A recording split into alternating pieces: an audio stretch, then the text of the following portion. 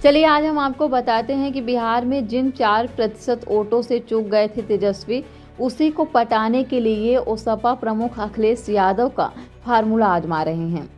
सपा प्रमुख अखिलेश यादव ने जिस फार्मूले से 2024 के चुनाव में बीजेपी को उत्तर प्रदेश में सियासी मात देने में सफल रहे हैं, अब उसी को तेजस्वी यादव बिहार के रण में आजमाने का दांव चल रहे हैं। अखिलेश ने जिस तरह अपने कोर वोट बैंक MY समीकरण को जोड़े रखते हुए गैर यादव ओबीसी समाज को साधने का दांव चला था, उसी को तेजस्वी यादव भी कॉपी कर रहे हैं। महागठबंधन ने सीएम का चेहरा तेजस्वी यादव को बनाया है, तो मुकेश सहनी को डिप्टी सीएम घोषित किया गया है। मुकेश सहनी के जरिए महागठबंधन ने मल्लाह और अत्यंत पिछड़े वर्ग के मतदाताओं को लुभाने का ताना बाना बुना है। वहीं कुशवाहा समुदाय पर भी सियासी प्रयोग किया गया है। तेजस्वी ने कुशवाहा समाज से 1 दर्जन से ज्यादा उम्मीदवार उतारे हैं। कुशवाहा और निषाद समाज को परंपरागत रूप से बीजेपी और जेडीयू का वोट बैंक माना जाता है। महागठबंधन ने सत्ता में वापसी के लिए एक मजबूत सोशल इंजीनियरिंग बनाने का दांव चला है, ताकि 4% वोटों के अंतर को पाट सकें। तेजस्वी यादव बिहार में सबसे बड़ी आबादी वाले यादव समाज से आते हैं, जबकि मुकेश सहनी गैर यादव ओबीसी समाज से हैं, जो खुद को सन ऑफ मल्लाह के नाम से कहलवाना पसंद करते हैं। यादव वोटर बिहार में 15% के करीब हैं, तो मल्लाह समाज की आबादी करीब 5.5% है। प्रदेश में मल्लाह, सहनी, निषाद, केवट, बिंद और कश्यप जैसे उपजातियों के नाम से जाने जाते हैं। महागठबंधन ने तेजस्वी के नाम पर मुहर लगाकर यादव वोटों को एकजुट अपने साथ रखने का दांव चला, तो मुकेश सहनी के जरिए एनडीए के वोट बैंक में सेंधमारी की रणनीति अपनाई है। बिहार के करीब 30 विधानसभा क्षेत्रों में निषाद समुदाय सियासी असर रखते हैं, तो 70 से 75 सीट पर यादव वोटर अहम हैं। मुकेश सहनी लंबे समय से अपनी जाति को अनुसूचित जाति में शामिल कराने की मांग उठाकर एक मजबूत पकड़ बनाने का दांव चला है, जिसके दम पर महागठबंधन में 15 सीट लेने और अपने आप को डिप्टी सीएम का चेहरा घोषित कराने में कामयाब रहे हैं। उत्तर और उत्तर पश्चिम बिहार के इलाकों में निषाद समाज का वोट अच्छी खासी संख्या में है। 2024 के लोकसभा चुनाव में कुशवाहा उम्मीदवारों को मैदान में उतारने वाले अपने पिछले प्रयोग को फिर से तेजस्वी यादव ने एक बार आजमाया है।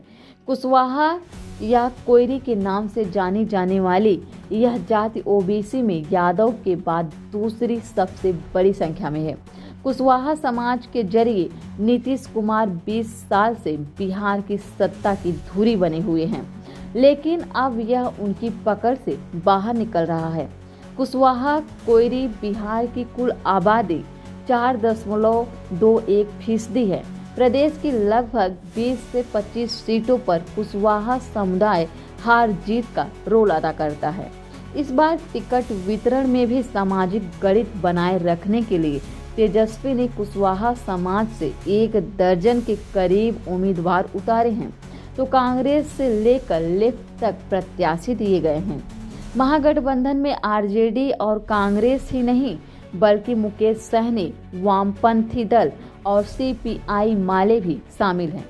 इनका मकसद बिहार की 63% पिछड़ी और अति पिछड़ी जाति के वोटों को साधने का है।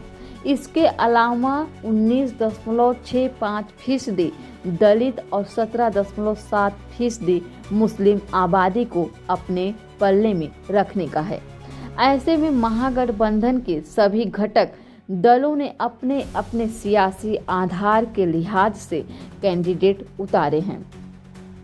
आरजेडी ने मुस्लिम यादव के साथ कुशवाहा समुदाय पर दांव खेला है, तो कांग्रेस ने अति पिछड़ी जातियों और मुस्लिम को खास फोकस किया है। इसी तरह मुकेश सहनी ने अपने निषाद समुदाय के साथ अन्य पिछड़ी जाति को तवज्जो दी है। माले और वामपंथी दलों ने सामाजिक न्याय के आधार पर जिसकी जितनी भागीदारी के फार्मूले पर टिकट दिया है। आरजेडी ने अपने कोटे की 183 सीटों में से सबसे ज्यादा दांव यादव मुस्लिम पर खेला है।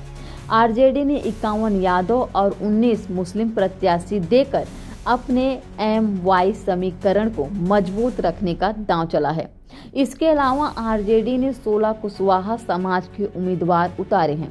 इसके अतिरिक्त धूनक, निषाद और दलित समाज से प्रत्याशी उतारे हैं, जिसमें 4 निषाद हैं और 3 धूनक समाज को टिकट दिया गया है। इसके अलावा 15 स्वर्ण उम्मीदवार आरजेडी ने उतारा है तो 11 अति पिछड़ी जाति से हैं। कांग्रेस ने अपने कोटे के 61 सीटों से सबसे ज्यादा अति पिछड़ी जाति के प्रत्याशी उतारे हैं, जिसमें धूनक, तेली और दलितों में रविदास समाज शामिल है। कांग्रेस ने शहरी इलाके में स्वर्ण समाज पर दांव खेला है। कांग्रेस ने 21 स्वर्ण जातियों को उम्मीदवार बनाया है, जिसमें 9 भूमिहार, 5 राजपूत, 6 ब्राह्मण और 1 कायस्थ है। 3 कुशवाहा, 7 अति पिछड़ी जाति और 11 दलित समाज से प्रत्याशी हैं। मुकेश सैनी ने अपने कोटे की 15 सीटों में से 5 उम्मीदवार निषाद समाज से उतारे हैं, जो मुजफ्फरपुर और कोसी सोन बेट में किस्मत आजमा रहे हैं। इसी तरह माले ने 18 सीटों पर कुशवाहा समुदाय के साथ अति पिछड़ी जाति में आने वाली धानुक तेली जाति को टिकट दिया है। इस तरह से महागठबंधन ने एक मजबूत सियासी समीकरण साधने का दांव चला है। 2020 के विधानसभा चुनाव में बहुत मामूली वोटों से तेजस्वी यादव सत्ता पर काबिज होते होते रह गए थे। एनडीए 122 सीटें जीती थी, जबकि महागठबंधन 114 सीटें जीतने में सफल रहा था। एनडीए को 41% वोट मिले थे तो महागठबंधन को 37% वोट शेयर था। इस तरह से महज 4% वोटों का अंतर था। तेजस्वी यादव इस बार के चुनाव में काफी सतर्क हैं। 4% वोटों के अंतर को पाटने के लिए मुकेश सहनी को गठबंधन में जोड़े रखा और उन्हें डिप्टी सीएम का चेहरा घोषित कराकर मल्लाह वोटों को साधने का दांव चला है। तेजस्वी यही नहीं रुके, उन्होंने बीजेपी जेडीयू के कोर वोट बैंक माने जाने वाले कुशवाहा समुदाय को पिछली बार से दोगुना प्रत्याशी उतारे हैं। तेजस्वी ने अपने सहयोगी दल के जरिए अति पिछड़ा वोट साधने का दांव चला है। महागठबंधन ने मुकेश सहनी को भले ही डिप्टी सीएम का चेहरा घोषित करा दिया हो, लेकिन अन्य जाति को भी भरोसा दिला रहे हैं कि सत्ता में आएंगे तो अन्य समाज से भी डिप्टी सीएम बनाए जाएंगे। महागठबंधन की रणनीति है कि मुकेश सहनी के चेहरे और कुशवाहा टिकट से एनडीए को 5 से 10% ओबीसी और अति पिछड़ा वोट टूटता है तो बिहार का सीन ही बदल जाएगा। यूपी में अखिलेश यादव इसी रणनीति से 2024 में बीजेपी को पीछे छोड़ने में कामयाब रहे थे और अब तेजस्वी उसी दांव से सत्ता में आने का ताना बाना बुन रहे हैं। ऐसे में देखना यह है कि महागठबंधन की रणनीति कितनी कामयाब रहती है। इस पर आप क्या कहना चाहते हैं? अपने विचार कमेंट बॉक्स में कमेंट करके जरूर लिखिए। बाकी बिहार की किस्मत इस बार तो केवल युवाओं के हाथ में है।